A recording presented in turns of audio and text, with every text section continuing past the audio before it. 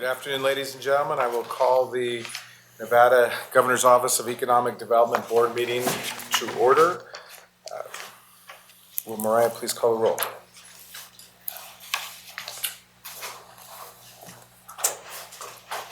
Governor Brian Sandoval. Here. Lieutenant Governor Hutchinson. I'm here. Secretary of State Zaveski.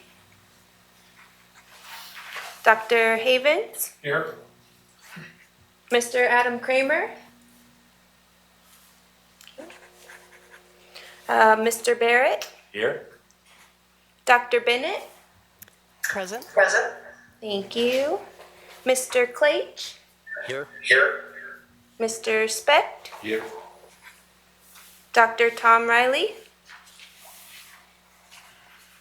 And Mr. Soderberg. Here. We do have quorum. Thank you very much.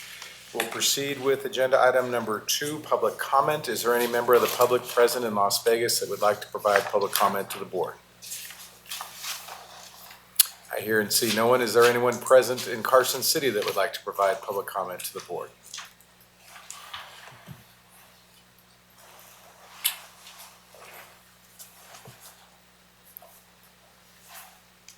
Dr. Bennett, anyone coming forward? Governor, no one has come forward. Thank you. All right, thank you. Agenda item number 3, the governor's comments. I'm sure we'll leave it for another day, but we had a very successful trade mission to Africa, to Ghana and South Africa, and I want to thank all the individuals that participated in the trip. As I said, on the waterfront, education front, business front, it really was a successful mission. So it was an honor and privilege to represent the state. I wanted to compliment Director Anderson and his staff for the hard work that they put in terms of making it such a successful trip. But thank you for that, and I'm sure in a full meeting we'll talk about that in more detail. So we'll move to the main event, which is agenda item number 4, review and approval of economic development financing proposal for the Tahoe Reno Industrial Center Affluent Water Pipeline. Director Anderson, I turn it over to you. Thank you, Governor, and board members. Thank you for coming on a good, important meeting, but also not our normal schedule. So appreciate you making yourselves available. And Governor, thank you for having us or making this available to us. Today, we're here to talk about the effluent pipeline. That is a development that we're seeking bonding authority of $35 million in order to facilitate the construction of this pipeline. I'll just give you some brief background and introductory remarks, and then we'll turn it over to some folks that can get as deep in the weeds as you'd like to get into. The authority from the Governor's Office of Economic Development came out of SB 1 in the what is often referred to as the Faraday Special Session that referenced a development out of the Apex Industrial Park. At the time, there was not the infrastructure to support such a project of the magnitude that we were discussing. And so bonding authority, in order to facilitate the construction of that infrastructure, was afforded to this office. One of the qualifiers is having a qualified project, which means an entity that is willing to do a capital investment of over $1 billion. Currently, the area that we're talking about, the Tahoe Regional Industrial Complex, or TRIC, has a single qualified entity as we speak, which is the Tesla Gigafactory. They qualify under those rules to be able to access or in conjunction with other partners, to access the bonding authority in this office. And there's some qualifiers, of course, and we'll go through those qualifiers as they're presented to you. Most of them, though, are what is the public good that we need to discuss, the environmental impacts, as well as the economic development benefit. And as we look at TRIC and the economic catalyst, it's been not just for Northern Nevada, but for the entire state of Nevada. We see that its continued development is important to our state, and we recognize the benefits, and we'll talk more about those benefits as we move forward in today's meeting. But the benefits are such that we felt so inclined to utilize some of the bonding authority that this office has with the Governor's Council and discussion in order to help facilitate the building of an effluent pipeline that will utilize water that's non-potable, that's been treated, and send that via this 13-mile pipeline up to TRIC to be used according to the needs of the development there. I think as we go through this, and it's been through a lot of hurdles already, and we still got a few more to go. I think if I could add some advice is to let's vet this project as appropriately as needed. It's important that we understand the benefits both to the public and to the residents of Northern Nevada as well as Nevada as a whole to keep that project running smoothly. But I think also keep in mind the future of that project. There's opportunities that pending approval and development that can't take place without water. We know that that's important for advanced manufacturing, for data centers, and not just for logistics and everything else that may take place up there. So we need to keep in mind both the short-term and long-term impact that this pipeline will have for the future development up there. With that, Governor, if it's okay, I'll turn it over to Pat Whitten, who I'm not sure if he's up north. Is he up north? And Pat will do an introductory statement about Story County's submittal, which was an important piece of the process. They applied to us for this bonding authority. And then from there, we'll turn it over to Marty Johnson from there. Good afternoon, Sandoval, distinguished GOED board members, Mr. Anderson. For the record, Pat Whitten, Story County Manager.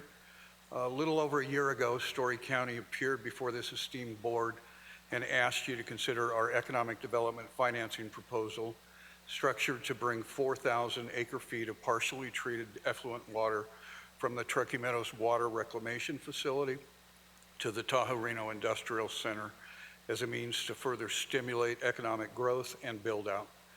Both then and now, we saw this as a win-win-win situation for the cities of Sparks and Reno, Story County, and the corporate citizens now owning land in Trick. Subsequent to our submittal, we found it necessary to withdraw and regroup in order to find the best way to structure financing in accordance with provisions of SB 1 of the 2015 special session. I'm pleased to say we're back with what we think is an even better approach to finance the off-site portion of the project, which entails building approximately 13 miles of pipeline from Sparks to the industrial park. The structure has changed somewhat, and the parties accepting the state and Story County have changed substantially. Instead of one developer involved, we now have 6, including corporate giants such as Google, Tesla, and Switch. And the new developers bring a desire and a willingness to pay upfront through the special assessment district process. Having low-cost water available to these companies, coupled with the governor's recent actions to include all of Trick as eligible for the federal government Opportunity Zone program, should provide the catalyst these companies need to fully develop the properties they own in Nevada. In summary, the Story County Board of Commissioners voted unanimously last Tuesday to forward this proposal to you for your consideration. We appreciate your time and ideally your support. I'd like to now pass this over to our financial advisor, Marty Johnson, who along with, I believe, Brian Gordon and Kendra Fillet here with me, will brief you on the details of our proposal. And again, I thank you all very much. Good afternoon. For the record, Marty Johnson with J&A Consulting Group. We're the financial advisor to Story County. Have been asked to assist them with this project.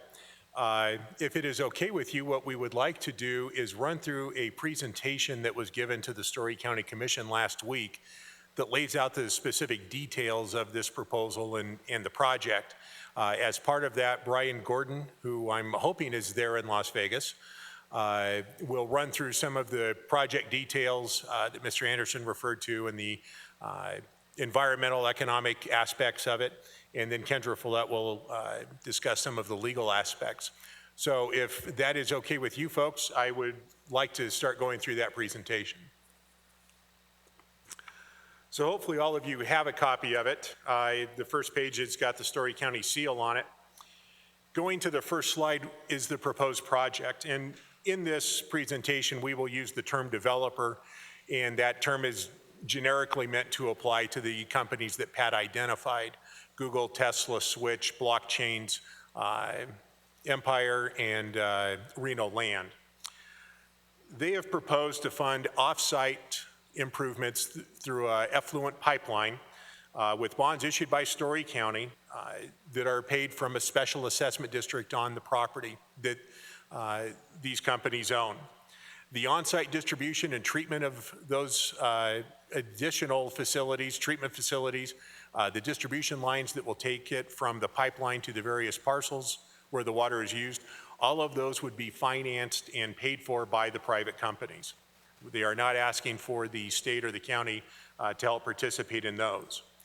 In conjunction with this process, but outside of what is used to repay the bonds, they are asking the county to form a tax increment area. Those revenues would be used solely to reimburse the parcel owners, the property owners, for the assessments that they pay. Again, unlike the proposal that happened a year ago where those were the revenues that secured the bonds, here it is solely a reimbursement mechanism that would be used. At this point, I'd like to have Brian talk a little bit more in detail about what the project entails and what some of the benefits are to it, both to Reno, Sparks, Story County, as well as some of the environmental aspects. Good. Thank you, Mr. Johnson. For the record, Brian Gordon with Applied Analysis. We've been working with the private sector development team as well as all of the folks up north at Story County and the consultants for Story County as part of this process. You've been provided a general overview of how this project's intended to work. The idea being this off-site pipeline carries a development cost of about $35 million. That's what's being contemplated as part of a special assessment district, a fully 100% consent of those property owners that are committing to make those payments under that special assessment district. In addition to that, there's a portion of the project which we have been calling the on-site portion of the project, which the first phase of that would be another $30 million, which would bring that effluent water into, that would include storage as well as transmission for that water.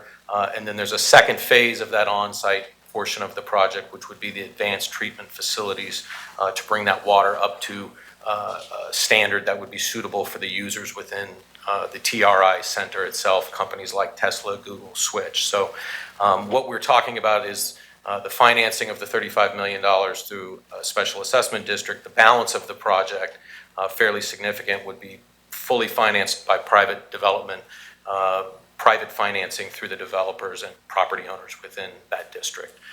Some of the benefits, really, we looked at 3 different areas as part of the benefits. The benefits inuring both to Washoe County as well as Story County as well as TRI Center itself. I'll just hit some of the highlights with respect to some of those benefits overall.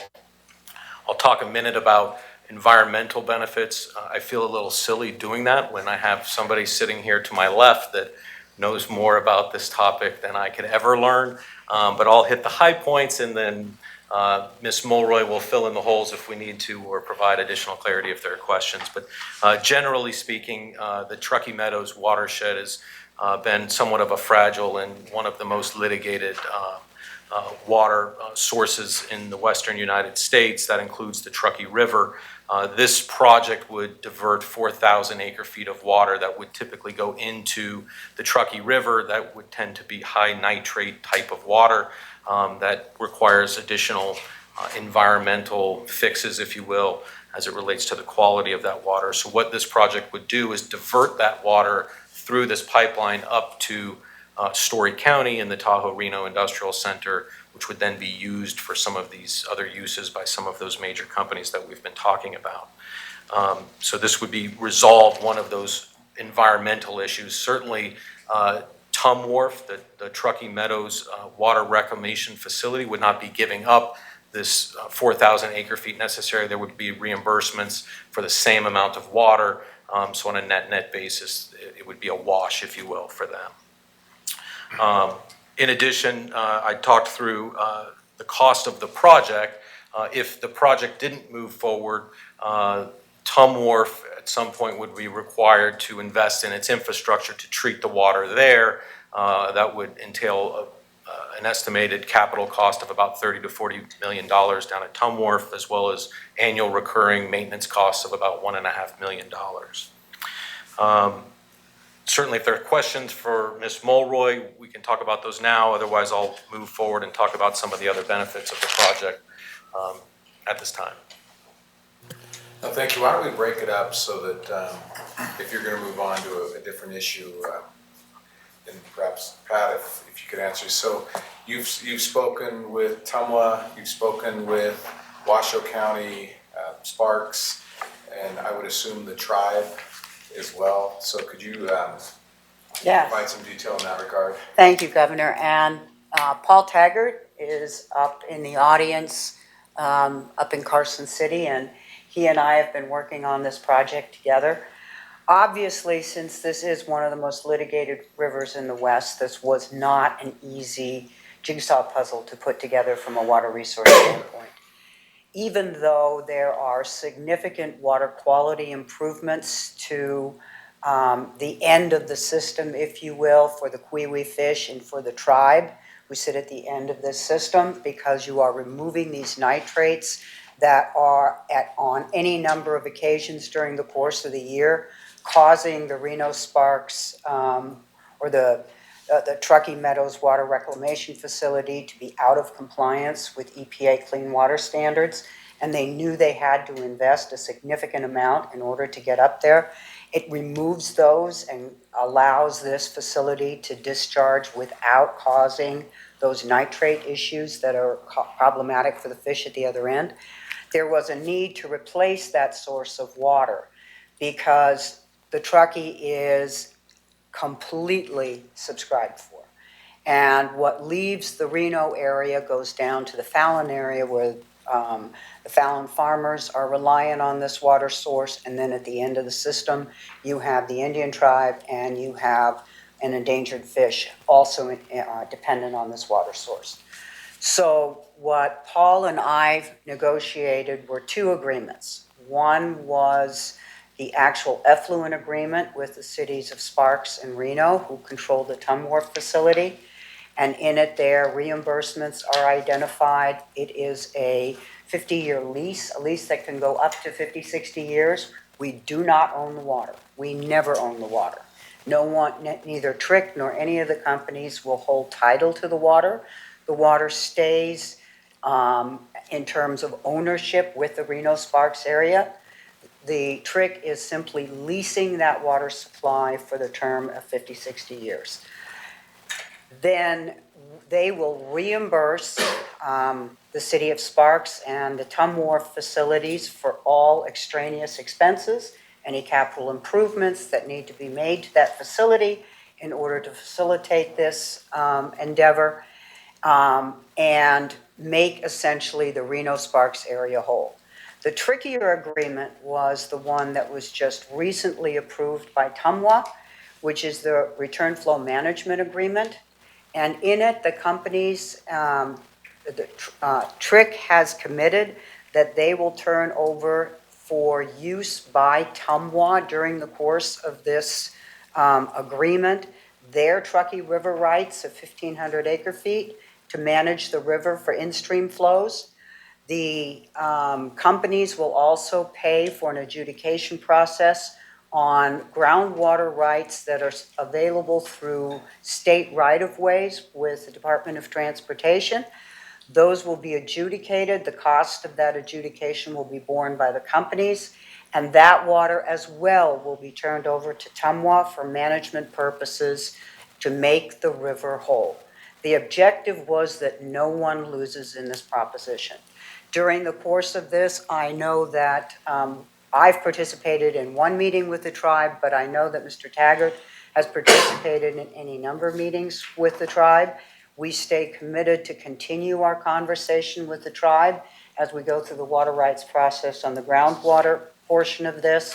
So from a water resource perspective in the West, this is one of the most creative and forward-thinking projects anywhere in the Western United States today. For an industrial complex to take effluent water, be willing to pay for the infrastructure, $35 million offsite, $30 million plus, it could go quite high in terms of treatment costs for the on-site, so you could easily break the $100 million mark on the cost of this and be willing to make that kind of an investment in order to be environmentally sustainable and to be responsible in terms of their water use really has no equals in the West today. So Nevada is standing proud in being able to deliver this kind of a project to the Western Water Resource Dialogue and Development.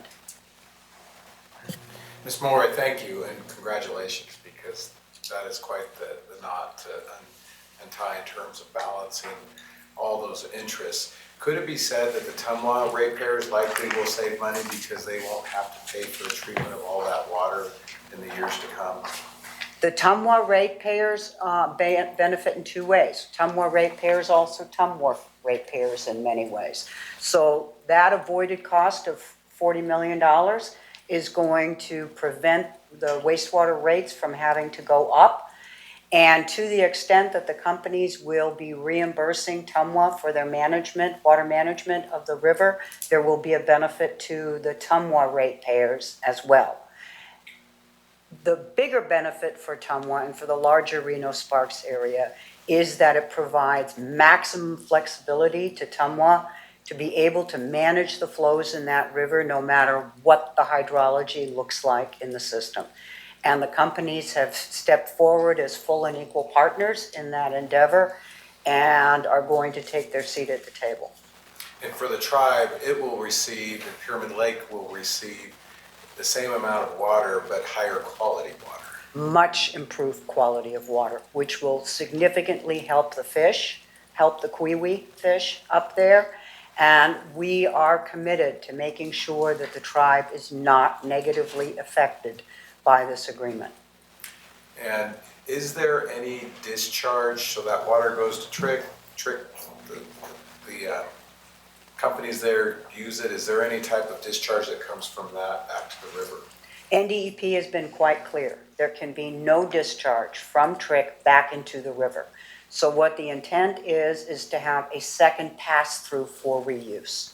So water that is not put to full consumptive use will once again enter the recycling process and be used once again. So it will all stay contained in the Trick area. Which saves that much more water. Yes, it does. So that's all I have, questions I have on the environmental side. Board members, any other questions on the environmental issues? Mr. Lieutenant Governor. Thank you. Ms. Mulroy, thank you very much for your presentation, and all of us have great respect for you and appreciate what you've done for so many years in Southern Nevada and throughout the state. So thank you. Thank you. Just a question on the lease. You said that we've got a lease now for, what's it, 50 or 60 years? Yeah, Can you explain that a little bit? Yeah, it has, I think, an original term of 40 years, and then it can be extended. Option. There are extension options to Okay. it. And how does are you, 50 or 60 years is a long time, but you're also making a major investment. How does the lease term coincide with the infrastructure life expectation, and are you satisfied with that those match up? Actually, the bonds should be paid off before the lease expires. We've got, what, a 25 year? 20 to 25-year window we're looking at for the bonding. Yes, for the repayment of the bonds. And then as far as the life of the infrastructure itself, even after the bond's paid off, I mean, it's. It's 80, 90 years. Okay. With proper maintenance. And to the extent that Tumwa is a full partner and the companies are committed to bringing in professional management for the system, I don't have a concern in the world that system will be managed appropriately. Just based on your experience and having acknowledged that this is a highly litigious area and a place that is often challenged, and you've met with lots of different interest groups, do you foresee any challenge to this project beyond the parties that you've spoken to, other interested parties that you would anticipate, any environmental groups, that sort of thing that could come in and try to challenge this? There have been several public forums in which those would have emerged, and to date, no one has raised their head and said anything. I think the proof is going to be in moving through the groundwater adjudication process and through the Tumwa Water Resource Management process in managing the river. And it'll be iterative, it'll be year to year. I think the big partner whose needs have to be addressed is the tribe. And to the extent that you've worked with the tribe, do you expect any further issues or challenges from the tribe? Well, I'm never going to say never. But I think they appreciate that we're being sincere, that they're not going to get rolled in this process, that we know what our obligations are to the river and that we have to keep them whole. And so they really stand to benefit. Well, again, thank you for all your hard work, and I echo the comments and the views of the governor. It's a major accomplishment, so thank you for your work, for all your work. Thank you. Thank you. Please, Barrett. please. Thank you very much, both of you. I don't know if this is at your desk in this regard, but environmentally, building project, 13 miles is quite a way, and there's terrain. Are you aware of, is there a permitting process yet to be obtained, and what, do you have a view on that? There is a permitting process that is still ahead of us. Brent Farr from Farr Engineering, who is overseeing the construction of this project, is up north and can answer those questions in greater detail. But some of the land is owned by the city of Sparks, so obviously that permitting has to happen. Some of it's owned by the state of Nevada, so that permitting has to happen. There is a small section where we have to cross Corps of Engineer land, so you're going to have to get a 404 permit. So those pieces, but that is standard. You can't do anything in the state of Nevada without getting those permits. And obviously, we're fully committed to being compliant with all the conditions around those permits. So, and I appreciate we can't say never, but you've seen a lot of large-scale projects. Yes. And do you view this as being doable? Oh, absolutely. I view this as being doable. Okay. Yes. And if I may follow up on Mr. Barrett's question, that 13 miles is going to be crisscrossing some of the most sensitive land in northern Nevada, given its being adjacent to the Truckee River. Are there any environmental concerns associated with the construction portion of the project? I think Mr. Farr is up in Carson City, is he not? Is he up there? Brent is not here today. Okay, Mr. Mayor, Bob Sater is here and can address those. great. Is Mr. Sater up there?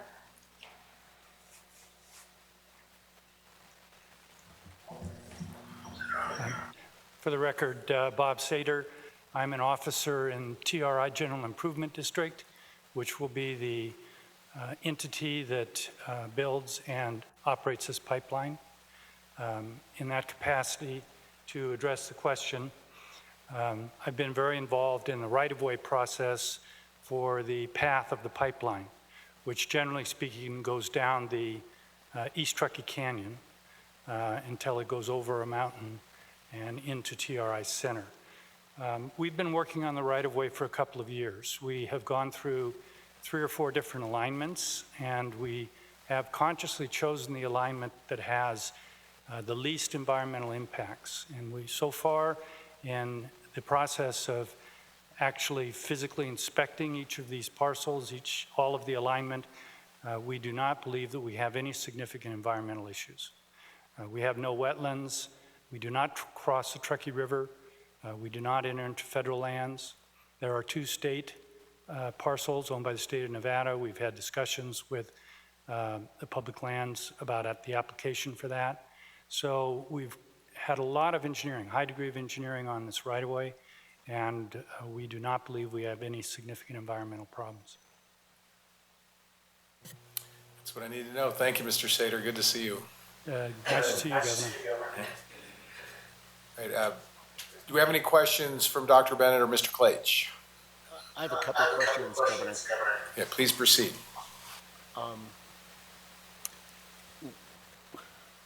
When I look at this project in the big picture and Pat, your presentation helped a whole lot. Thank you very much.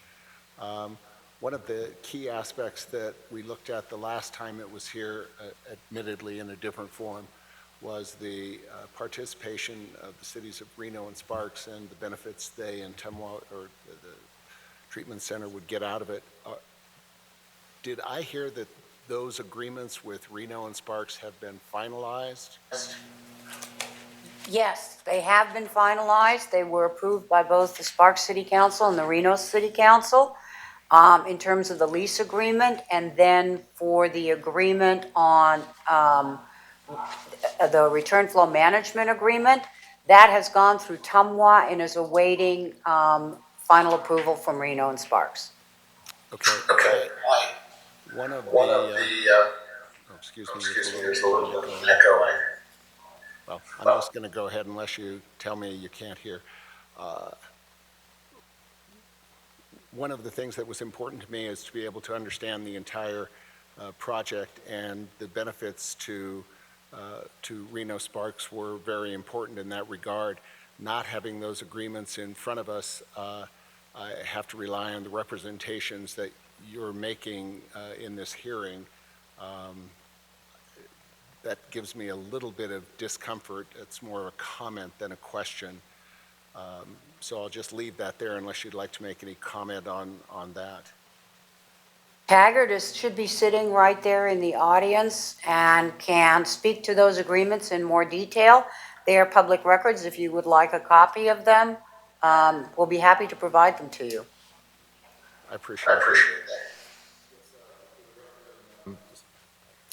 Thank you. For the record, my name is Paul Taggart. Good afternoon, Mr. Governor and board members. The return flow management agreement has been approved by both Reno, Sparks, and Tumwa. We can provide you with a copy of that, but that was a very detailed agreement on how we'll manage the return flows to the river to accommodate changes made by this treated effluent pipeline. So we went through the effort of first getting the initial agreement approved by those two entities, those two cities, and then also getting the subsequent agreement approved by them and the water manager in the Truckee Meadows. And are you familiar with the general contents of those agreements? Yes. And is it your representation to us that those agreements provide substantial economic benefits to the cities of Reno and Sparks? Yes, that's certainly true. And the main idea is that there is avoided cost in upgrading the Tumwa facility for treating effluent, because simply capacity is being created in those facilities by taking this water out of the river. So it changes the timeline for when they would otherwise need to do more improvements to their facilities. When those agreements were being negotiated, was there an attempt to monetize that savings? Do you have any idea what those savings might be? I apologize for not recalling that off the top of my head, but I recall it being in the tens of millions of dollars. Governor, could I ask one more question of Mr. Sater while he's still here? Of course. Included in the $35 million that I understand is the size of the bond issue that's being requested for approval today, is that correct, Kendra? That is correct. Would be the acquisition of the easement that you were just talking about, Bob?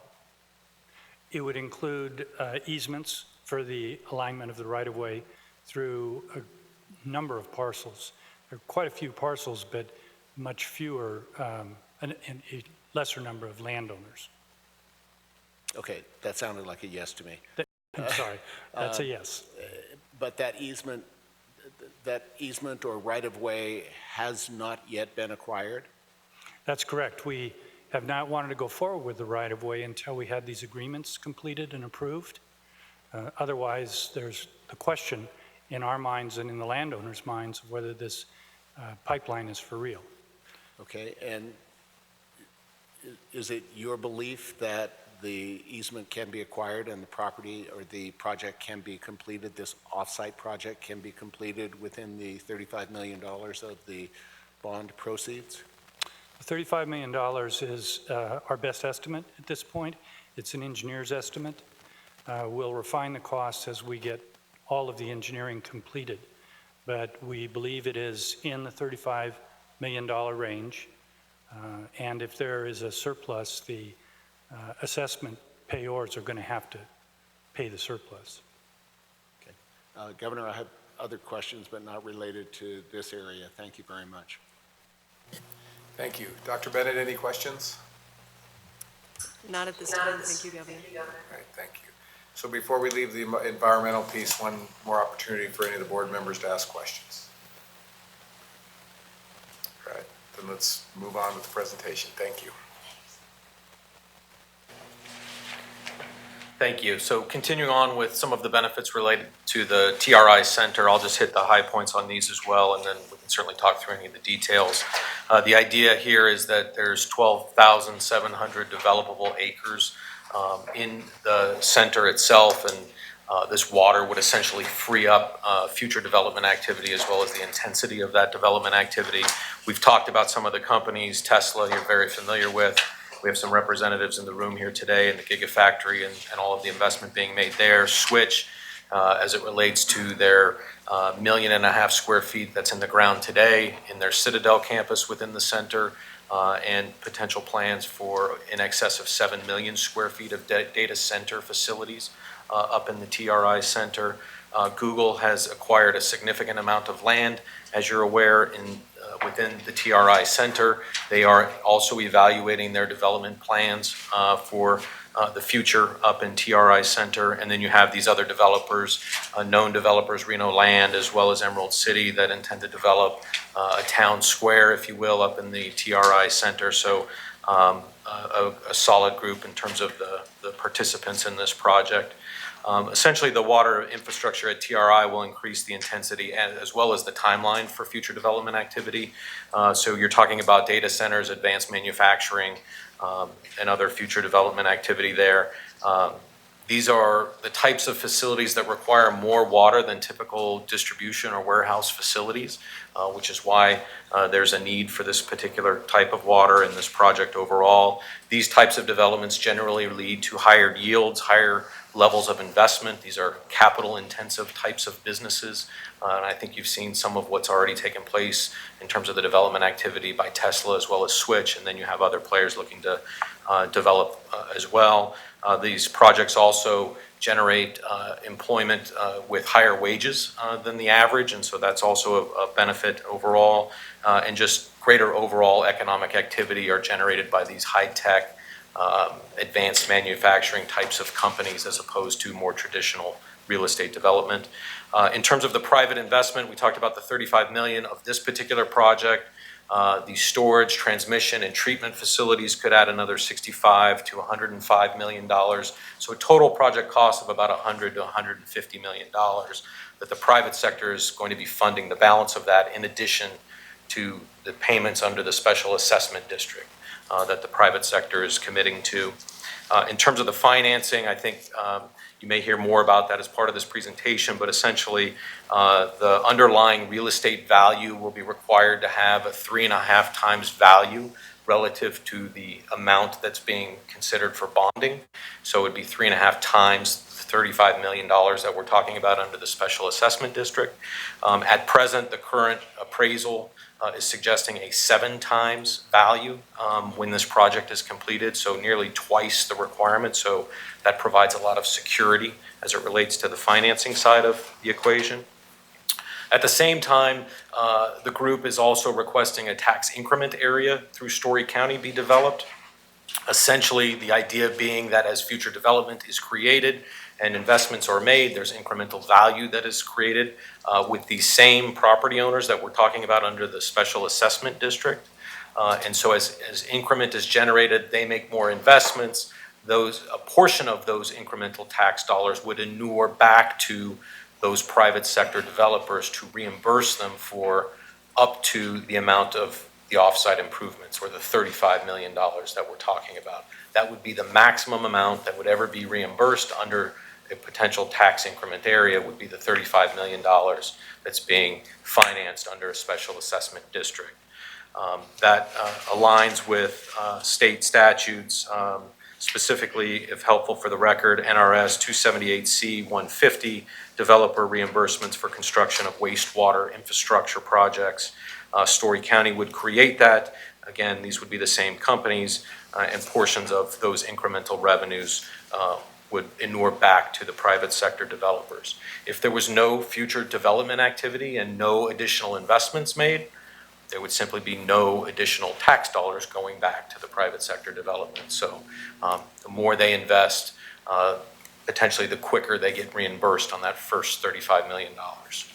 But to the extent they don't, there is no reimbursement, and they are fully committing to make the payments on that $35 million special assessment district, regardless of future tax revenues ultimately are generated. The final leg in the stool, if you will, in terms of the benefits would be Story County. And we'll talk a little bit more here about what that means for the county itself. But obviously, the existence of the pipeline itself would add additional value in Story County, open up properties for future development and higher intense uses that I've mentioned. All of that would provide increased economic opportunity within Story County. With respect to the tax increment area that I mentioned, that would be a reimbursement of a portion of the pipeline and overall infrastructure costs. It would exclude any taxes that are scheduled to go to special districts such as the school districts. Both their operations and capital portions of the property tax rate, those will continue to go there as currently scheduled. Those are excluded from any increment or reimbursement back as part of this project. Only 50% of the sales and use taxes are eligible for reimbursement back for this project. 50% would stay with the original taxing entities as they are currently scheduled, and only half of the modified business tax or payroll tax would be eligible for reimbursement back towards these infrastructure costs. Taxes overall over the next 20 years that are likely to be generated, assuming a relatively conservative schedule of development for the types of companies that we're talking about, could be in excess of $1 billion. This $35 million would represent less than 5% of the total taxes being generated. So that would mean more than 95% of the taxes being generated would still go back to all of the original taxing entities over the course of the next 20 years. Once the $35 million reimbursement was made as it relates to the offsite portion of the pipeline project, 100% of all incremental taxes will go back to the original taxing entities, and no more would go to the private sector for reimbursement under the project. The water will also provide a stable source of water and provide increased stability in terms of the overall economic activity for Story County as a whole. And again, this infrastructure will be dedicated to the TRI GID once completed, so a pretty significant transfer to the GID or public entity. At the end of the day, overall, there are significant economic and fiscal benefits to the parties involved. We've talked through what it means within Story County and the local jurisdictions there, also as well as what happens in TRI Center and the additional opportunities that are there, the fiscal and economic benefits to Story County as a whole. This aligns exactly with the legislation that was designed that Director Anderson mentioned at the outset as it relates to economic development, bonding capacity, and makes a lot of sense for the reasons I've outlined here. I'm happy to answer any questions. I know the balance of the team that works and represents Story County is up north and can respond to any questions, but we're here to answer questions and help as best we can. All right, thank you. And I suppose you've said it and Pat said it, but I just want to make it in its simplest terms. So if I'm a resident of Story County, I have no risk, correct?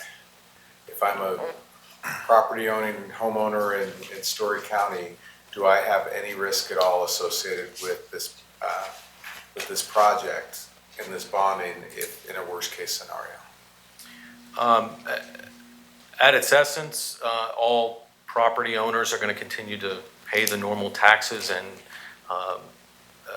operate as usual. The only sort of exposure, I guess, is where you're trying to get to, relates to the special assessment district, and that is 100% consent of all the property owners within that district. I think Mr. Johnson and Ms. Follett had intended to walk through what would happen in a, quote, meltdown scenario or a worst case scenario and what that looks like. So if now's the time to have them sort of walk through that, that might be the best approach here. I apologize, I didn't realize you were going to make that portion of the presentation. So why don't we hold the answer to that question and then make the presentation, and perhaps it'll answer itself. Thank you. Thank you, Governor. For the record, Marty Johnson again. And we will specifically answer that question here in just a moment. And as Mr. Gordon went through his presentation, he hit some of these points, and so I'll go through some of this a little quickly.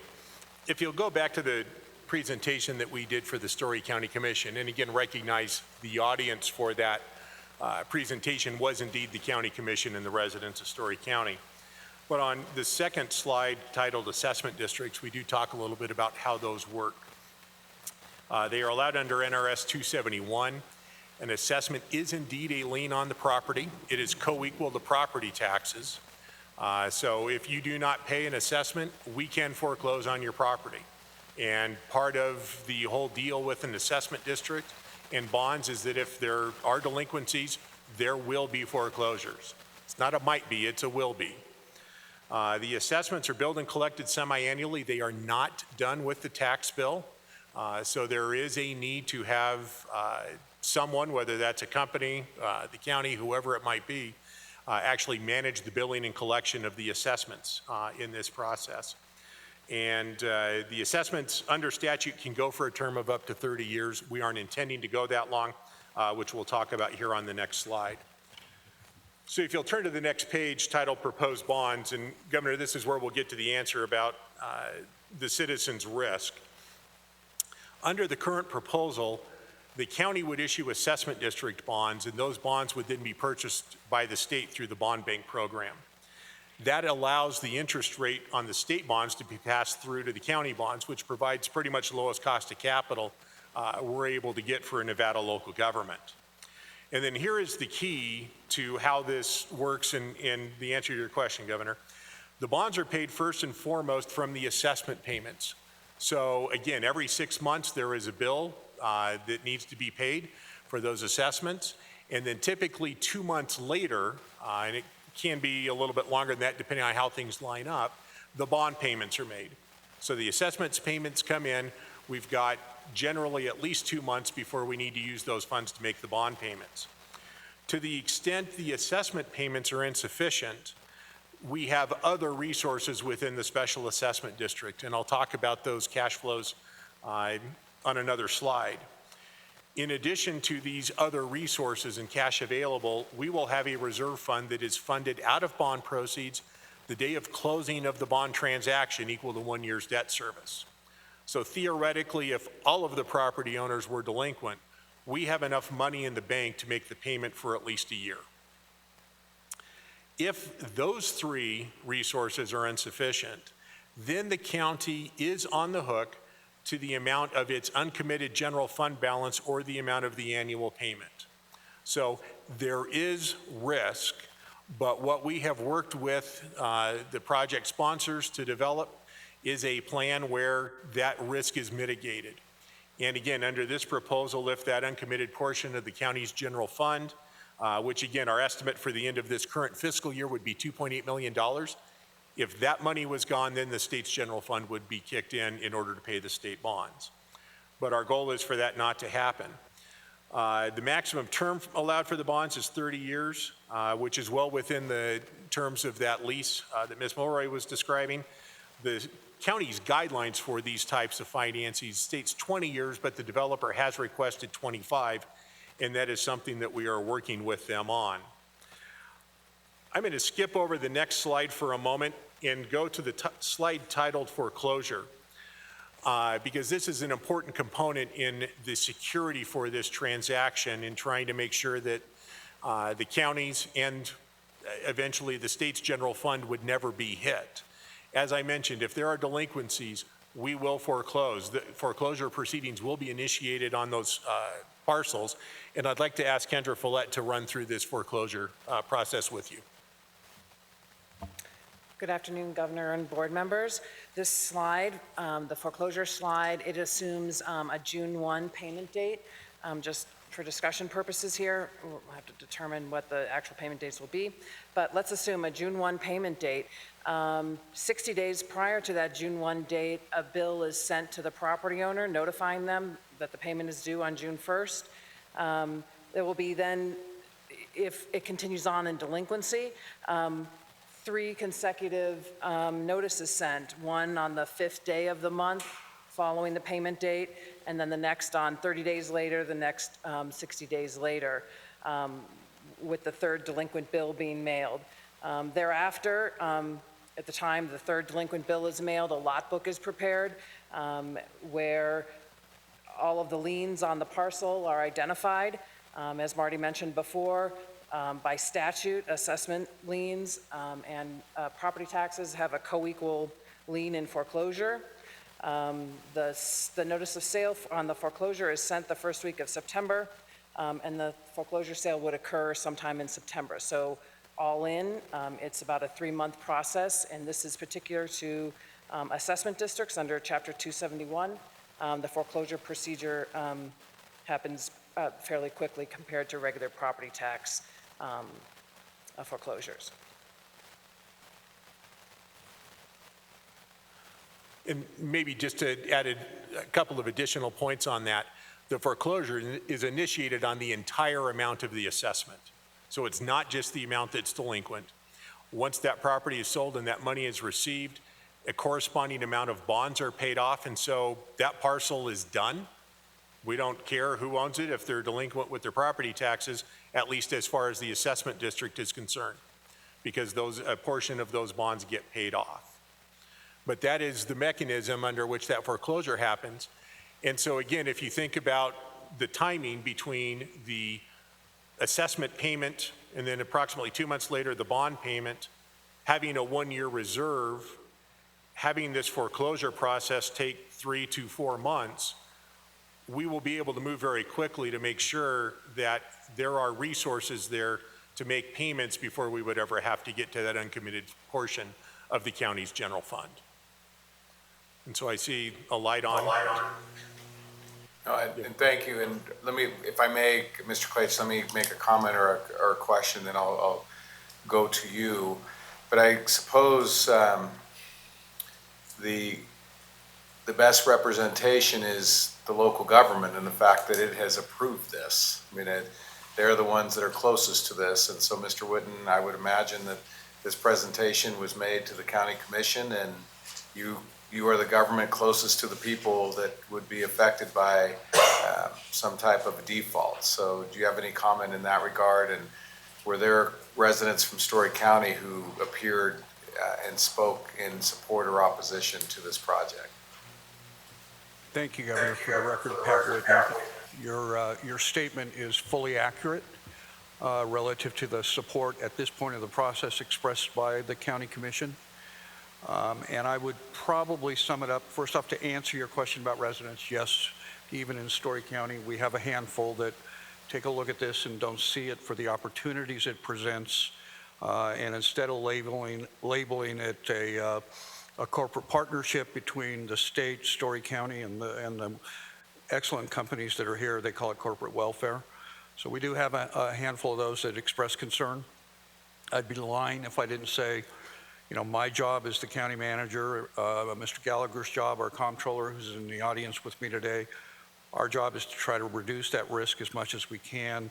I see this currently what you see is where we are to date with this. It won't materially change in terms of the number of properties, but I will also state for the record that on behalf of the county, we continue to find ways to layer in other safety nets that hitting the county's, the unreserved portions of the county's general fund and also the state's would be the very last recourse that hopefully we never melt down to.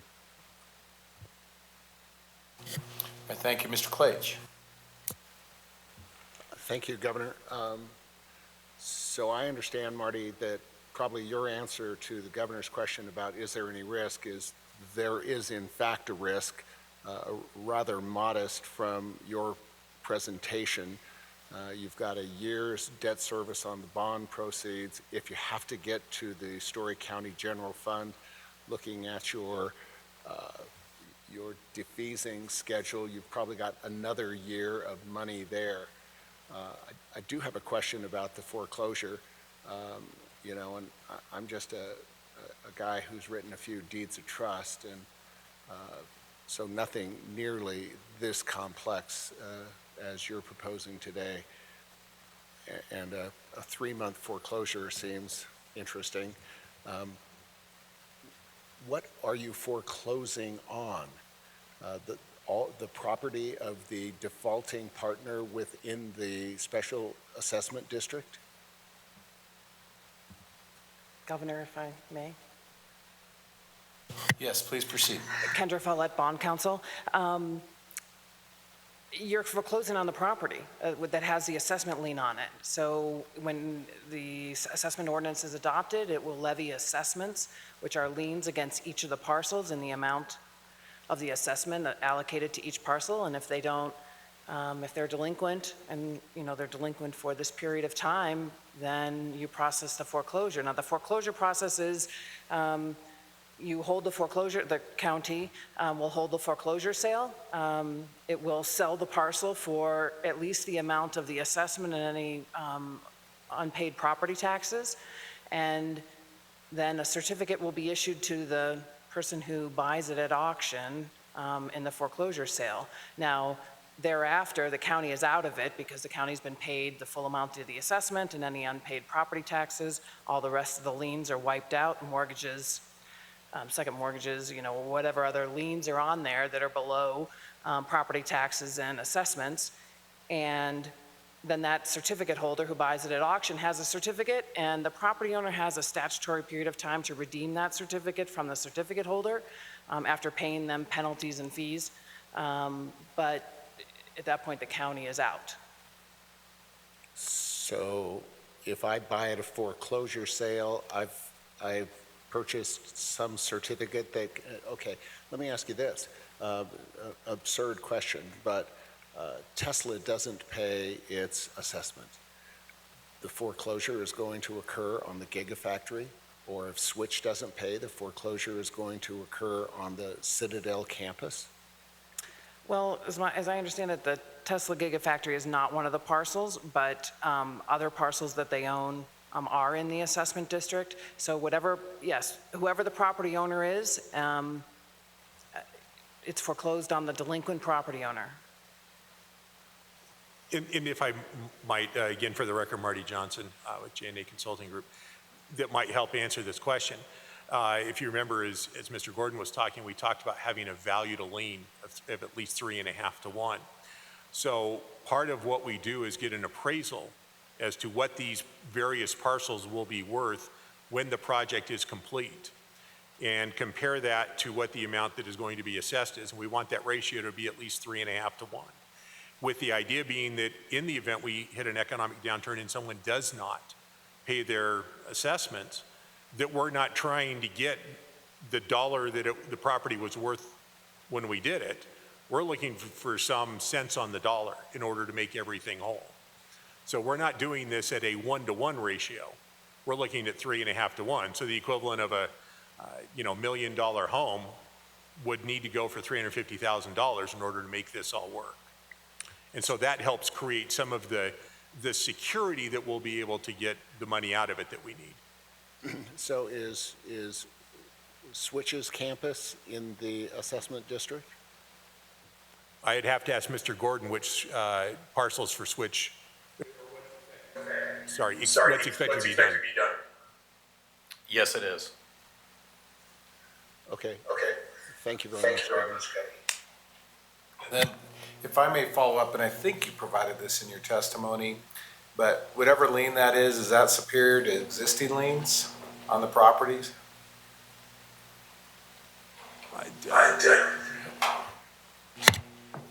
So in other words, you're gonna have a lien, but what if they've already, What's the priority? where's the priority of this lien as opposed to any that may exist already? Property taxes. I'm sorry, Kendra Fuller. Property taxes and special assessments by statute have a co-equal lien. And everything is below it. Okay. Good enough. Except for Mr. federal Lieutenant Governor. taxes. Thank you. Can I just want to make sure I understand the relationship between the special assessment district and the tax increment area. Are those the same parcels, or is the special assessment district larger? And if so, what's the geographic area of the special assessment district? My understanding is, for the record, Marty Johnson, and I'll have Brian clarify this if I get it wrong. My understanding is that the special assessment district and the tax increment area will be the same parcel except for two, I believe. Is that The tax increment area, they just happen to be two parcels that have improvements on them today. The idea being that all of the properties in the tax increment area are sitting vacant today. And are those within TRIC, those two parcels, are those still within TRIC? Yes, they are all located within TRIC. And those two parcel owners have consented to this arrangement? They have, And they would benefit from the affluent project? they would, those two Right, property because they're owners. within TRIC, and that would all be, so the idea is you got the six developers are part of the tax incremental area, then you got two additional parcel owners who have consented to this SAD approach because they're gonna benefit from the affluent pipe program, right? I'm sorry, let me just clarify so we're on the same page. The participants in the special assessment district and the TIA, they're the same six companies. Okay. Two of the parcels, one happens to be owned by Switch, one happens to be owned by Tesla, are in the special assessment district, but not in the tax increment area. So it's the same companies within both. Okay, all right. And so really with the, well, Governor, I was gonna go into the tax increment area, if I can talk about that, if it's okay. So within the tax increment area, really what's happening then is these companies, the developers, are fronting the money, then they're getting paid on the back end through various taxes that are gonna be used to pay the $35 million, correct? That's correct. And then once those taxes have satisfied that $35 million, it goes back to the government entities that would otherwise receive those taxes, right? That's correct. Okay, and then the only way that Story County is on the hook is if the special assessment district does not provide sufficient funding for the repayment of the bonds. That's when Story County's general fund would kick in, right? I'll defer to Mr. Johnson, but generally if the payments under the special assessment district were not made for some reason, then they would go through the procedures that he outlined. And you consume the reserve fund. And any excess cash that's included in that reserve. Right, that's my understanding, that's when the county general fund kicks in. When, if ever, does the state general fund kick in? This is Marty Johnson for the record. So Mr. Gordon is correct. It's only if the assessments aren't sufficient, we can't foreclose on the property for whatever reason and sell it. The reserve fund is gone, then the uncommitted portion of the county's general fund. And when that is no longer sufficient or it's zero, then the state general fund kicks in. But again, as Mr. Whitten said, our goal is to put as many layers in front of the county's general fund, which by definition means they're in front of the state's general fund. And just a follow-up question again on the tax increment area. The taxes that are going to be coming into this tax increment area are based on future development. Currently, all the property is vacant, right? That's correct. Again, for the record, Marty Johnson. The property taxes that are currently paid will continue to go to the local governments as they currently are.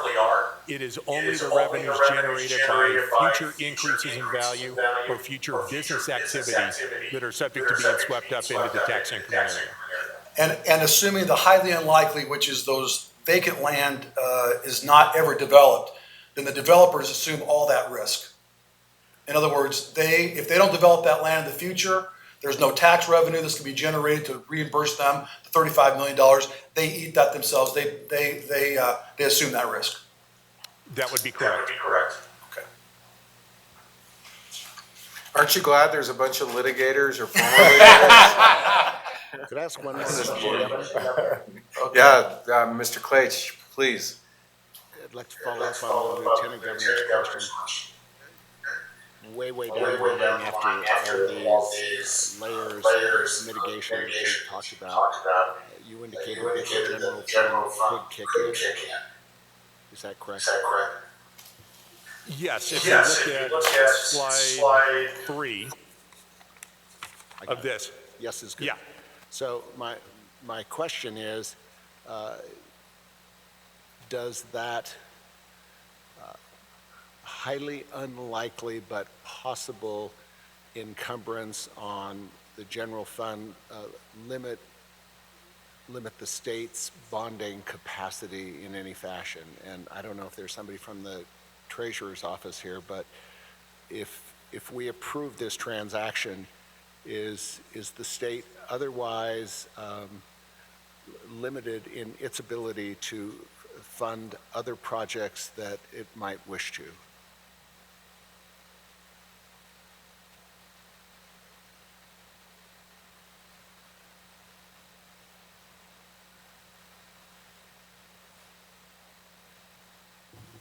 Thank you, Mr. Kleitch. Lori Chatwood, Deputy Treasurer of Debt Management for the State Treasurer's Office. I think the question would fall under what is material to the state. So in the proposal that I've seen so far, the maximum annual debt service, the reserve fund, we're looking at a little bit more than $2 million a year.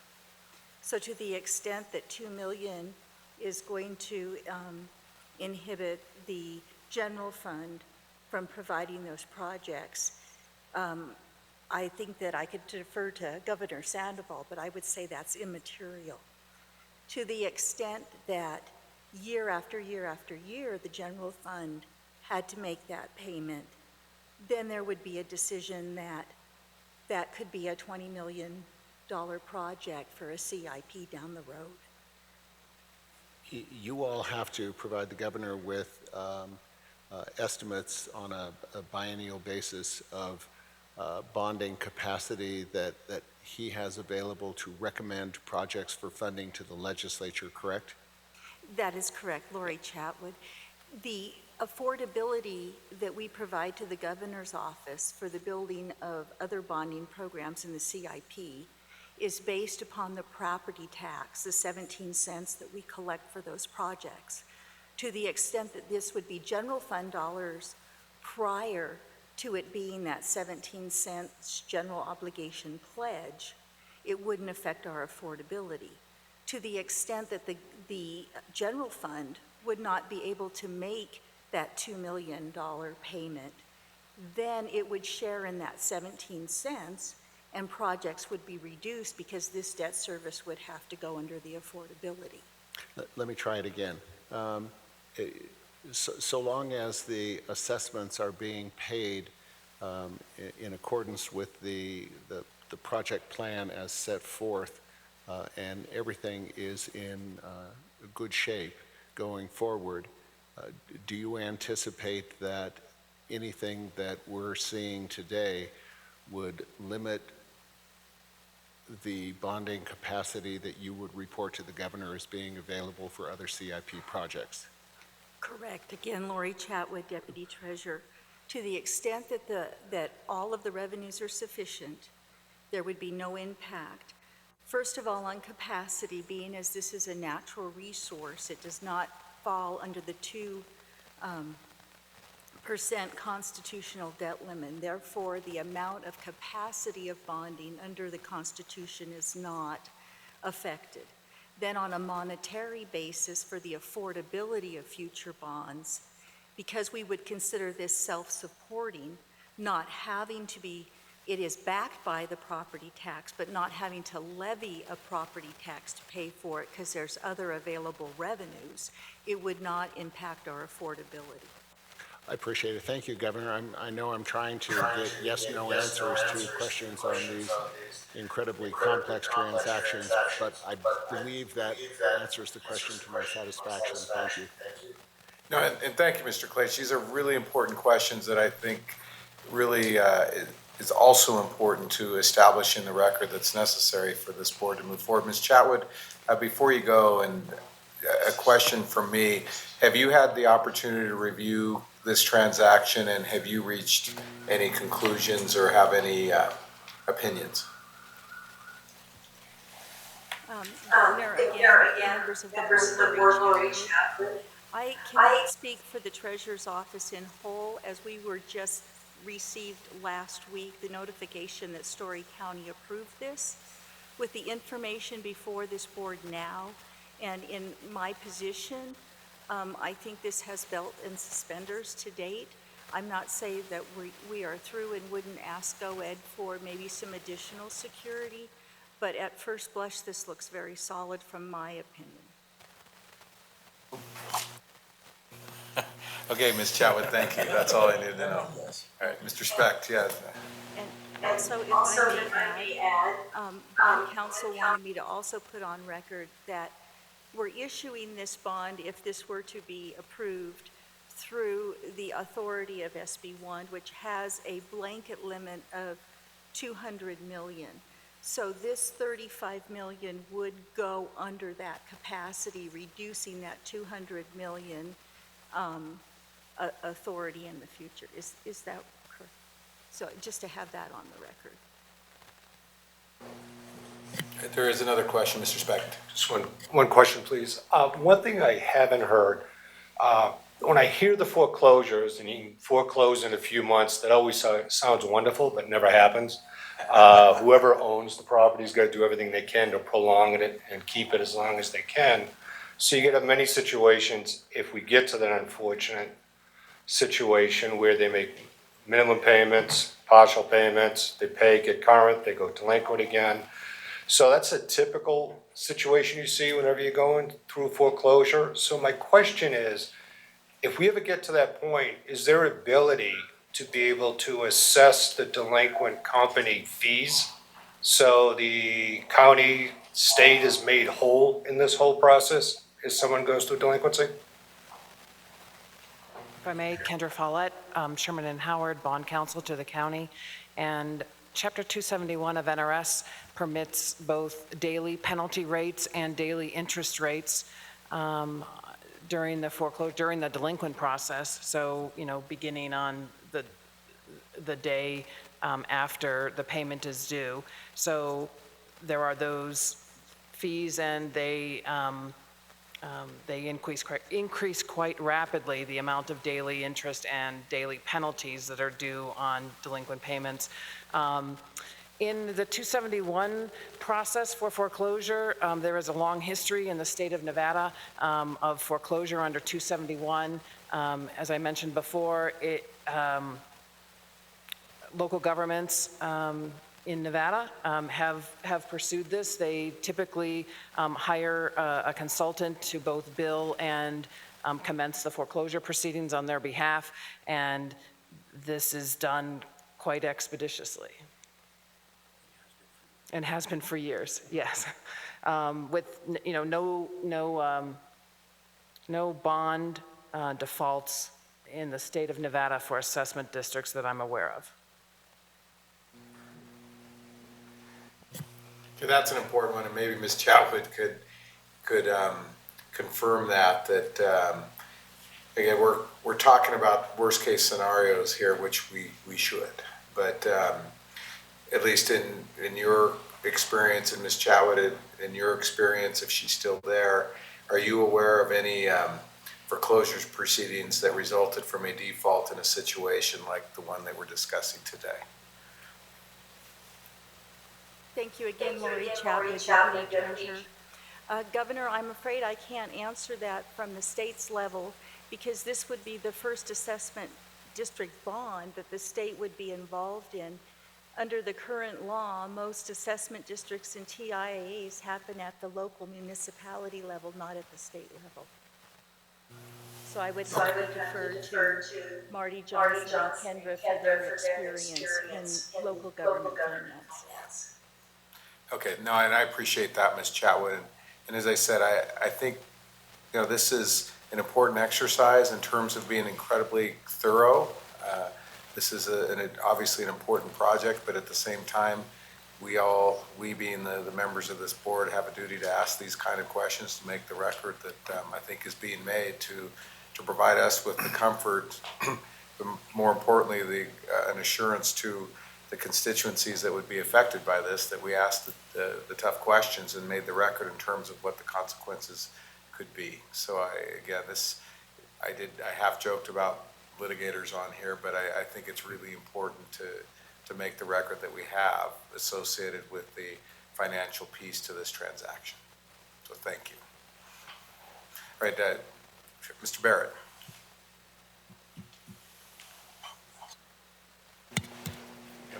Yes, a question on the timing and the matching between the SAD and the tax increment fund. I think I understand when the SAD starts and the money's pulled down and the payments are due, and they're due, let's just call it 20 years. When does the TIF start, and when do payments start coming in from the TIF that would go back to the property owners? This is Marty Johnson. Let me take a first stab at that and then have Kendra follow up with it. If you'll actually look at the last page of the presentation, and again, recognize this is just the county commission steps. And these have changed a little bit since we're not on the agenda for IFC on Thursday. The special assessment district we anticipate will be created by the county commission by the September 18th meeting. So the assessment district will be in place shortly after that. The assessments can be levied and that will be effective. And we'd be able to issue bonds once a bond ordinance is adopted. Now that takes 2 readings from the Story County Commission, and then the State Board of Finance, of course, would have to approve the issuance of the state bonds, which my guess would be somewhere in the November timeframe.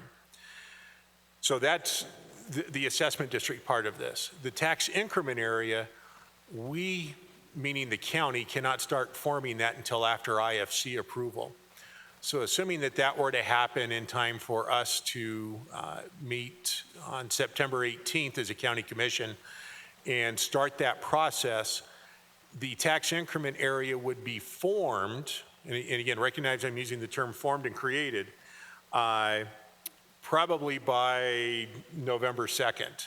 Perhaps we could even get it done by October 16th, but more than likely it's going to be early November. At that point in time, it is effective. There will not be any money within that tax increment area until development is made. There are increases in property values that drive the revenues over what the baseline revenues are today.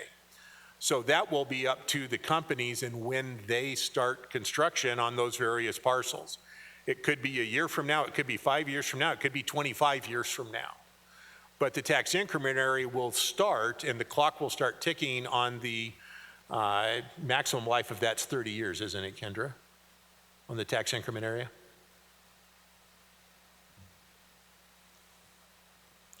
Yes. I think yes. it's Yes. at least as long as the bond repayment term is. So it would mirror the 25 years for the bond repayment. If there are no incremental revenues during that time, then the property owners would not be able to be reimbursed. So did that answer your question? It did, and it answered the next question, which was the life of the TIF. So, thank you.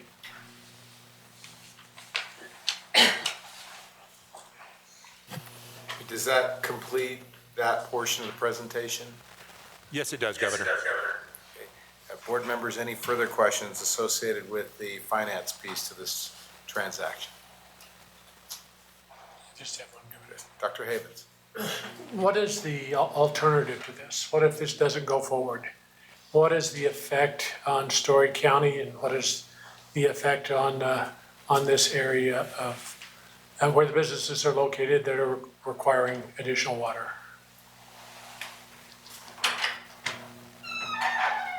For the record, Marty Johnson. I think I will have to ask Brian to address what the impact on the companies might be. In terms of the impact on Story County itself, its finances theoretically will go along the way they currently do, because there won't be any additional revenue, because without water, there really can't be a whole lot more development out at the industrial park. So Brian, maybe you could fill in what the impact might be on the companies. Thank you, Brian Gordon, for the record. The reality is, and I'll defer to Ms. Mulroy if she has additional insight, but there is currently about 6,000 acre-feet of water. The effluent water pipeline would supply another 4,000 acre-feet of water, bringing the total to 10,000 acre-feet. If the pipeline project does not move forward, then 4,000 acre-feet of water is not transferred and moved toward TRI Center, and that would limit the amount of development activity that would be available or could potentially be done up in the center itself. And if I could add to that, the avoided cost for what we discussed associated with Truckee Meadows, the 40 million or whatever tens of millions that it would cost, I think that Ms. Mulroy talked about, and the added benefit of better water that goes into Pyramid Lake, which I don't know if you can put a price on that. So I just think it's important to have those other pieces as part of the record. Can I ask a follow-up question, Joe? Yes, Mr. Lieutenant Governor. Is the current 6,000 acre-feet of water available at Trick being consumed, all of it? Or is there any excess? It's all subscribed for, yes. In fact, the whole 10 is subscribed for. So the effect would be no more development then? No, you would have whatever 4,000 acre-feet within the total of 10 is supporting. And Mr. Sater, who entered into the various agreements, can speak to that in more detail. Pat Mulroy, by the way. That would be the limitation. So there would, by definition, be some portions of the planned development that would not be able to move forward because the water simply isn't there. And the existing facilities that are at Trick have all subscribed to the 6,000 acre-feet? Absolutely. Okay. Mr. Speck, yes. Just one question I wanted to ask, and I think it fits in well now that maybe I didn't hear it right earlier, but I'm trying to understand. Once this pipeline is built, what capacity is it at? 4,000 acre-feet Okay. annually. So someone who doesn't quite understand that, does that mean that the pipeline is 100% maximized at that point? Does that mean that there's future growth beyond what is planned today with these companies that we're talking to? I'm trying to understand the growth. Pat Mulroy, Mr. Sater can speak to it in greater detail. I think there is an oversizing component on this pipeline. If the Reno Sparks area should in the future, or Washoe County as part of the larger package in the future would want to lease additional effluent to Trick, I think the pipeline would afford that opportunity. But as the water agreements currently stand, now the water will not come as a steady flow because of the variability of the river and the necessity to manage the overall water system. Tumwa is making some pretty stiff requirements in terms of what the reservoir capacity and carryover capacity needs to be on the Trick site in order to give themselves maximum flexibility to meet all the demands on the river. So it's going to be managed by Tumwa. The objective is it'll be on a ramp-up schedule as the companies build up. There will be an up to 4,000 acre-feet a year of water available to Trick. Follow-up. So I understand that it's up to the management. I guess what I'm trying to get an understanding of is the fixed asset itself, the pipeline, the whole infrastructure. Is that infrastructure going to be at full capacity once completed under the current plan, or is there an opportunity for additional growth down the road with the fixed asset, however you want to manage it? Mr. Sater is handling the construction portion of this, but it is my understanding that there is a slight oversizing component, so the pipeline will have additional capacity beyond the 4,000 acre. Thank you.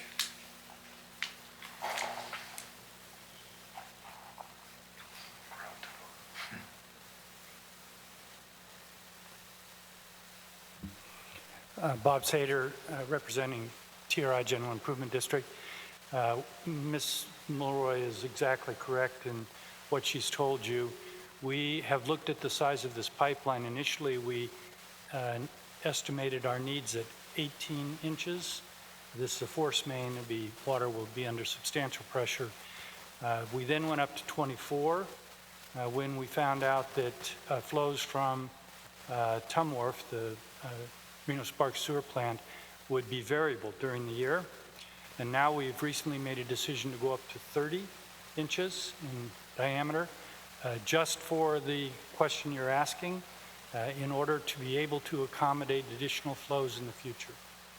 We're hoping that that occurs. It is not part of our agreement now with the cities, but it seems to us a fair possibility that there will be additional flows that we could agree on to accept at TRI Center. Thank you. Thank you. Any other questions on this component of the presentation? Governor, I have one more question for Mr. Sater while he's here. All right, please proceed. Thank you very much, Governor. Bob, how'd you arrive at $35 million? You don't have a contractor yet, haven't acquired the right-of-way. Can you tell me a little bit about how you arrived at this construction budget? The district engineers, this Bob Sater again for TRI GID. The district engineers are Far West Engineering. They have substantial experience building infrastructure and providing similar services to water and sewer systems all over northern Nevada. So we attempted to acquire the best experts we could find locally. They made the engineering estimates that currently come to $35 million, and that's the level that we're projecting at this point. We will refine those as we get further into the engineering, but we're pretty confident that the current estimates are right on the mark. And Governor, if I could, if for example, it's more than $35 million, where does that money come from? If the bonds are going to be sold for $35 million, so that's all there is. So where's the rest of the money? We have always taken the position, I'm representing the GID, there are these 6 assessment entities involved. It's always been under discussion that if there is a overrun in costs, that the private parties are going to have to pick that up. It's not borne by the county or by the state. That'll be part of the, I assume, part of the financing agreement or other agreements that will eventually be negotiated and signed before these bonds are issued. And you've been working with Far West directly? Yes, daily. And have you seen the assumptions that they have been using in arriving at this construction budget? And is it your belief that those are reasonable and can be met within the $35 million that is being discussed today? Yes. Thank you. Thank you, Governor. Any further questions on this financial component of the presentation? Let's move forward. Brian, do you have anything else? I think we're all set on our end unless the team up in northern Nevada has any additional information to present. This is Marty Johnson. For the record, I didn't hear exactly what was said, but I think it was asked if we had any additional comments, and at this time I don't believe we do. We're happy to answer any further questions. Were we going to hear from some of the private entities that are going to be participating in the project? We can certainly do that. Some of them are available. Some of them were unable to attend here today, but if there are specific questions or you want to hear from them, we can certainly do that. I'd like to hear from them. Okay. In that case, I think. May I ask one more question before we move into that? Yes. Not on the financial, but somewhat. Who is going to be the owner of the pipeline? So ownership of the pipeline would transfer to TRI GID. When? I'll let Mr. Sater answer that. I believe it would be at the conclusion of the construction of the project.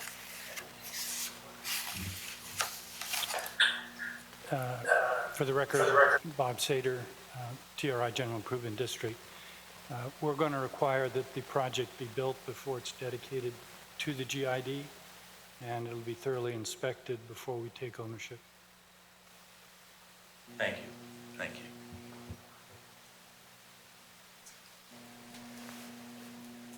So in terms of the private sector folks that are participating in this project, we have representatives from Tesla that are here in Las Vegas that can speak to the project and the benefits of the project.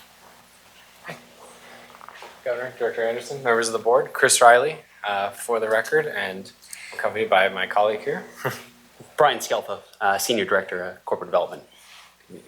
And for the record, I focus on workforce development and external education partnerships for Tesla, and we're both here today in full support of the project. This has been, to the team's points here, a multi-year effort by experts on the engineering side, on the water reclamation side. This has been a project that we see as very exciting for long-term growth at Gigafactory, and to your point, we thought it may also be helpful just to share a quick snapshot of where we are today as Gigafactory.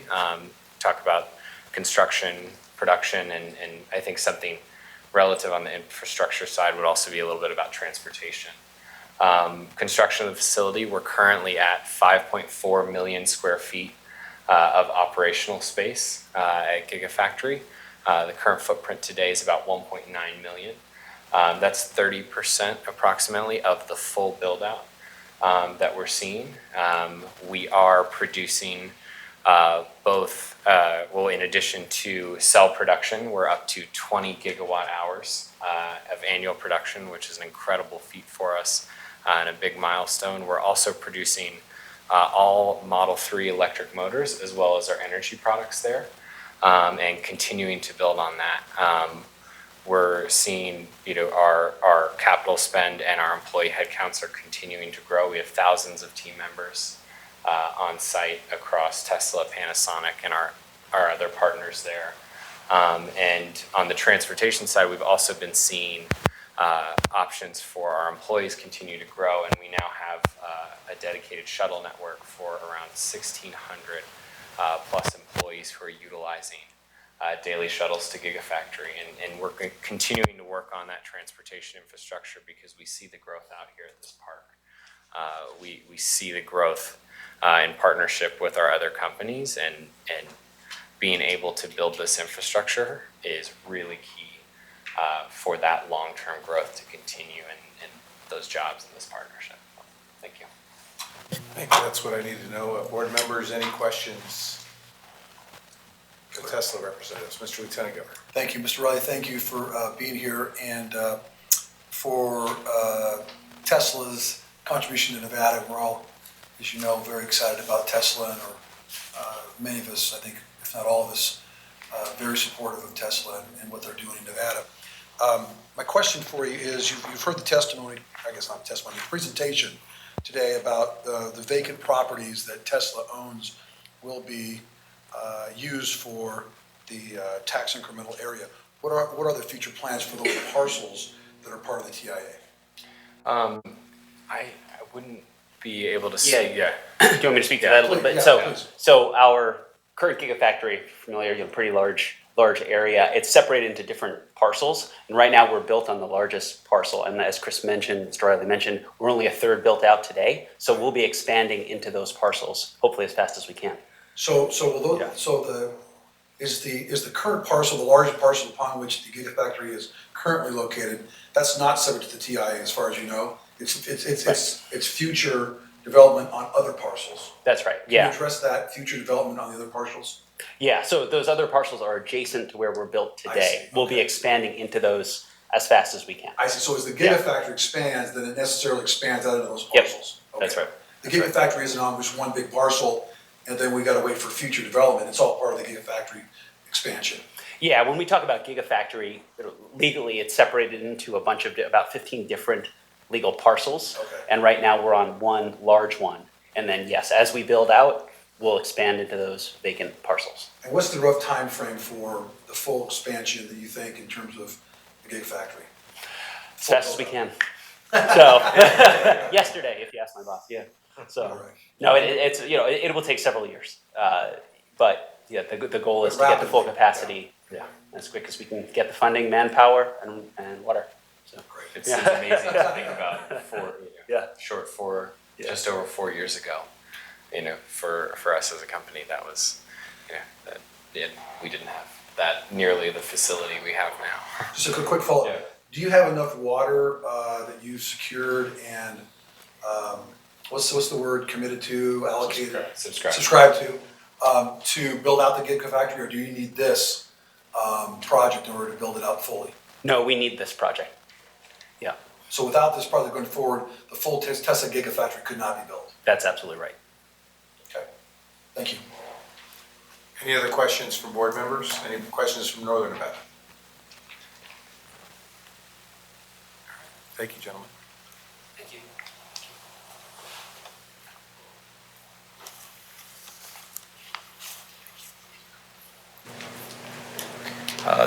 The second participant I just have on my list here would be Switch, if you wanted to hear from them. Obviously, one of your board members is also an employee of Switch, so my sense was that he wasn't present for this particular meeting. When I heard the roll call, I'm not sure if anybody is present up in Northern Nevada and wishes to speak on behalf of Switch, but I'll leave it at that if they are. I'm seeing nothing.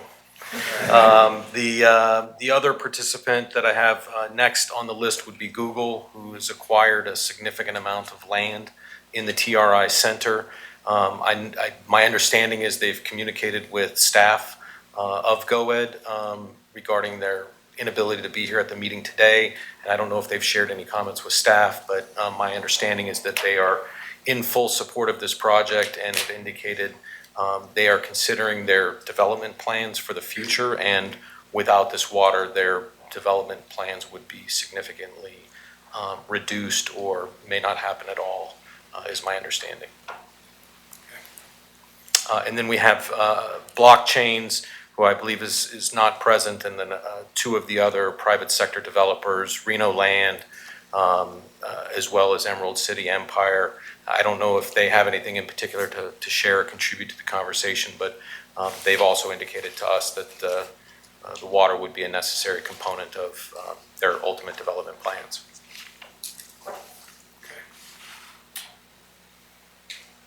Anything else that you wanted to present? That's all we have for you today, but again, we're happy to answer more questions or provide additional insight to either you or your staff. Okay, board members, any further questions or comments? Director Anderson, do you have any concluding comments? Oh, yes. Mr. Clage. I think Mr. Anderson doesn't. Well, okay.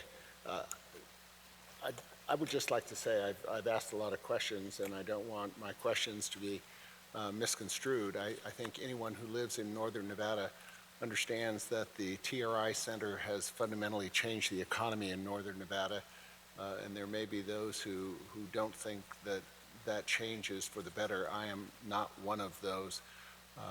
I think that the development of the center and the corporate citizens that have come to Nevada have benefited the region enormously and benefited the entire state.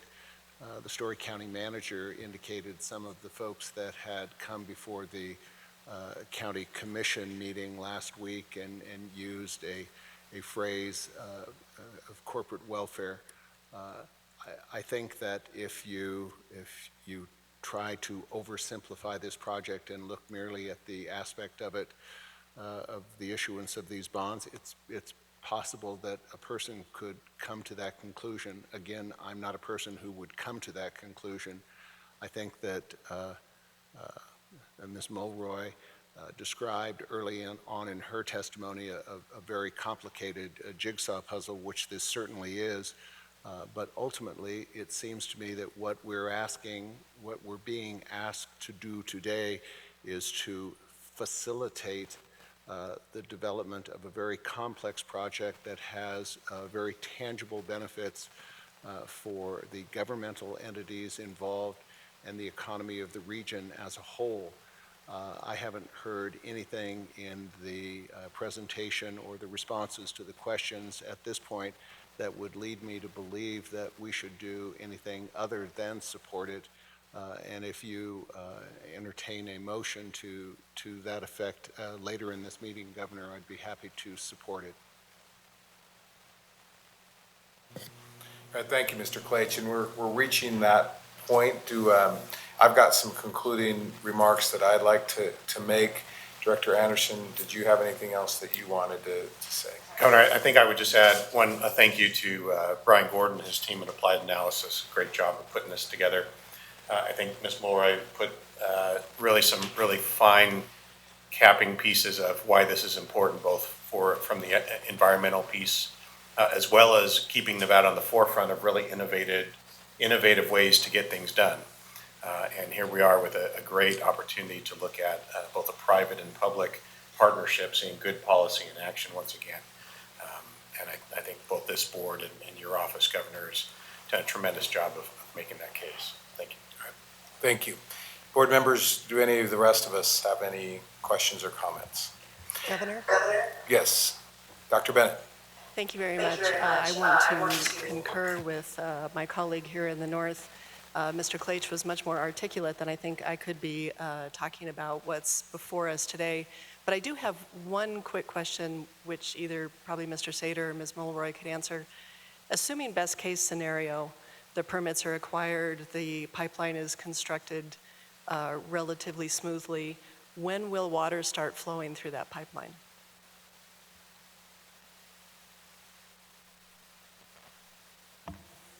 Dr. Bennett, Bob Sater, TRI General Improvement District. Our current schedule is to commence construction of the pipeline and other facilities necessary in the first quarter of 2019 and to be completed by the end of 2020. Great, thank you very much. Thank you, Governor. Thank you, Dr. Bennett. Any other questions or comments? Just a few brief comments by me.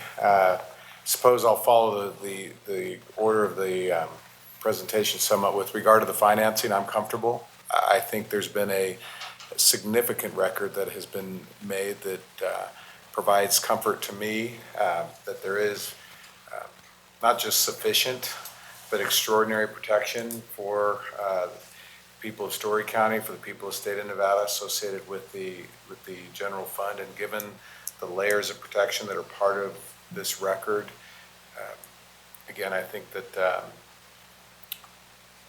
from every direction that we have the protections that we need, and I think the record has been made to show that the tough questions have been asked in terms of providing that record, that there is sufficient financial protection for everybody involved, and that ultimately the responsibility is going to fall upon the entities that are within that special improvement district. With regard to environmental issues, I also believe that there's been a substantial record that has been made that with regard to the avoided costs of the people of Washoe County, that they can avoid the construction of tens of millions of dollars of facilities that will be necessary to clean this water that would otherwise be redirected to the Tahoe Regional Industrial Center. The water that actually is going to come into the river is going to be better for the benefit of the tribe. The tribe is something was an important issue to me to provide that record that the tribe will be protected, and the quality of water that ultimately makes its way to Pyramid Lake will be high quality water. The other component that was mentioned but I think needs to be repeated is the fact that the facilities will recycle water there at the Tahoe Reno Industrial Center, which will actually save water. which will be another ultimate benefit to the people of Washoe County, of Story County, in that region. I'm glad that Mr. Witten was there with regard to Story County. As I said, the best evidence is those that are going to be affected directly, and this matter was presented to the Story County Commission and was considered and allowed for public input and public comment, and I appreciate the Mr. Witten being candid that yes, there were a few negative voices to that, but overall there's great support for that, and those commissioners are elected for a reason to represent their constituencies, and they voted in support of this project. With regard to economic development, this is the difference between a lot of quality jobs in the region, and continue this new Nevada story of bringing literally some of the best, if not the best jobs in the country to Nevada, to allow for the completion of the Gigafactory. Tesla has exceeded everything that it has promised. I'm someone who was here and listened to that testimony and the representation. They're far ahead of where they said they were going to be. I was just at a press conference yesterday at Cimarron Memorial High School where they initially they had said they were going to donate $37.5 million to education in Nevada. The first tranche of that contribution, $1.5 million, came yesterday at this announcement at Cimarron Memorial, which is going to be the first of hopefully the development of robotics teams in every high school or every school in the state, and the investment into STEM education throughout Nevada. I know it was a sensitive situation given that Mr. Kramer is a member of this board and he's an employee of Switch, but Switch is another significant company in this state that has built the world's largest data center here, and will build here in Las Vegas, but will build another one and is building another one in northern Nevada. They're a significant and generous corporate citizen, and they stand, or it stands behind this. Google, hopefully they'll make the decision to go here, but that is a company that has been providing training. If you've been looking in the Reno newspaper, they've already been providing training free of cost to the citizens of Washoe County. I'm not sure if they've done it in Clark County as well, but they're not even here, and they're doing philanthropic things with regard to certification of and training of people who need it.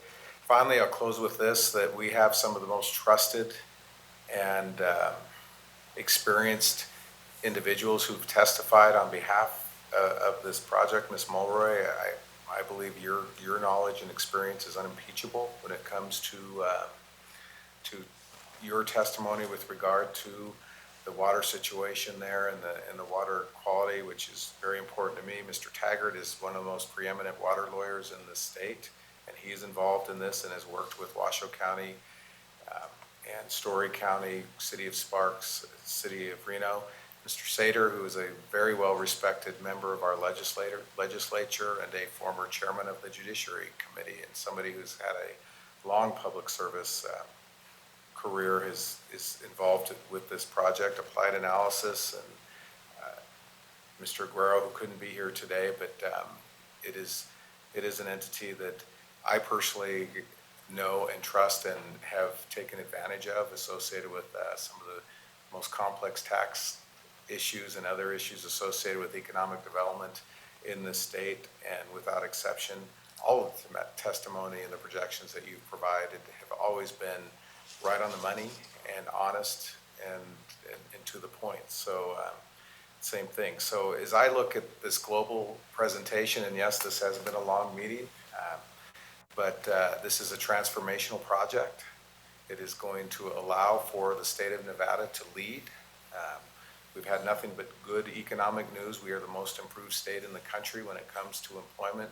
We're adding 3,000 jobs a month in this state. Clark County is the fastest growing metropolitan area in the United States of America.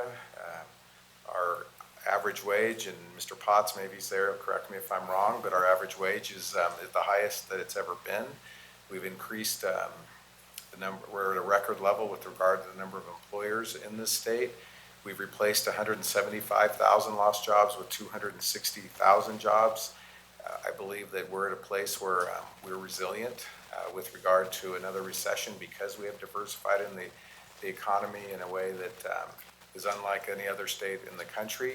I will tell you, this is just me talking, that the other states would be begging to be in the position that we are in now, to be able to build a $35 million project that will help enhance companies like Tesla and Google and Switch and blockchains.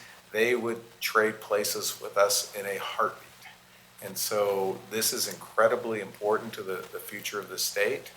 Said everyone on this board has the right to vote any way that you like, but I've put a lot of thought into this, and I've lived this from 2011 until now, and we never conceived that we would be in the position that we are in now to be able to make a decision to continue unprecedented growth so that the state of Nevada is at the foundation of the fourth industrial revolution when it comes to the type of companies that are coming here and have come here and will come here and will expand here.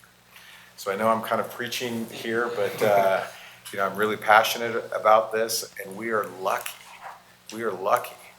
that we have the ability to make a decision on a project like this. So I've really appreciated the questions that have been asked during the course of this meeting, because it is important that we provide a record as to what's happened. I have full faith in the companies that are going to be participating in this, that they're going to do what they say they're going to do and make those payments so that we never even have to have the conversation that we've had with regard to foreclosures and those types of things. I'm absolutely confident that we'll never have to go there, but again, the record needed to be made. So that's my speech. That's my my comments with regard to this. That sometimes those issues or those thoughts and facts, I shouldn't say thoughts, they're facts, sometimes get lost in these conversations. So again, I don't need to have the last word. If anybody else has any comments that sits on this board, happy to take them before I accept a motion. And I'm looking at you, Mr. Lieutenant Governor, because you're, 'cause I know you always have something to say. There's no one left to cross-examine. You're the judge. Well, Governor, I just appreciate the opportunity to be on this board and to see this kind of progress and development. I was just thinking to myself, you don't want to hear this, but heaven help the next governor. I don't know what you do to beat the record that this governor has and the leadership that we've seen come out of Governor Sandoval. We only have a few more months left with you, Governor, and we're going to miss you. And I think this project and this meeting underscores how fortunate we've all been to serve with you. And as we've seen the new Nevada, this is, I think, kind of a nice little encapsulation, this meeting, of what we've seen over the last almost 8 years now. And so I don't have to have the last word either, but I would certainly be happy to make a motion whenever you're ready for that, Governor. But again, I think a proud moment for us here in Nevada and for all Nevadans. Thank you, Governor. Thank you, Mr. Lieutenant Governor. So if there are no, we still have a bunch of things to go on this agenda, but if there are no further questions, this is, I don't think it's as simple as approving the financing proposal. Mr. Claich, you had asked to make the motion. If I could lay down the form of the motion, and if you would be willing to make it, I'll proceed. I would yield to the Lieutenant Governor. No. Mr. Claich, you got the motion on this one. You'd spoken for it earlier. I was just saying I'll support it 100%.